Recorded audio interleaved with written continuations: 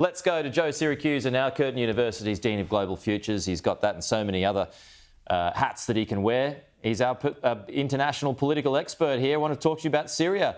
All of a sudden, it was a forgotten war, Joe, and then it just surged into the top story about a week ago, and now we've got a new regime. What are your thoughts on what's happened?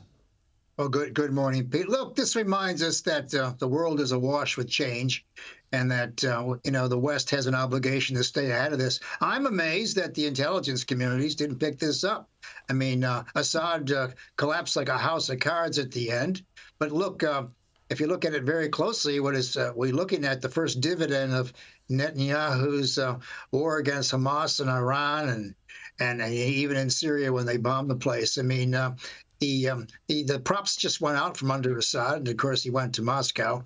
I think Assad is under indictment or nearly under indictment for war crimes, so he can't go too far away.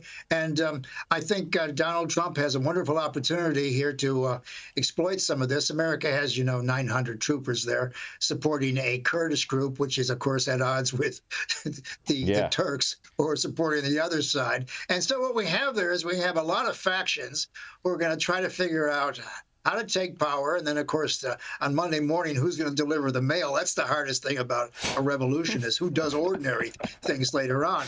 And what has not changed in the last 20 years in Syria, unfortunately, and Jackie alluded to this, is that 90% of the Syrian people live under the poverty line. That's less than $1,200 a year, according to the UN. So the place is, poverty-stricken. It's going to be there for a long time, which means that it's also a hotbed of extremism at the end of the day. So we have to watch out now for ISIS, Al-Qaeda. And, we never got rid of these people.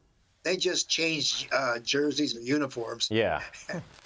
Well, this is what happens. They're below the surface. I don't think that, I've said this a few times today, I don't think Libya's even got things back on an even keel since 2011. It took Iraq a long time since Hussein, was pushed out. These dictators had a way of just maintaining the status quo.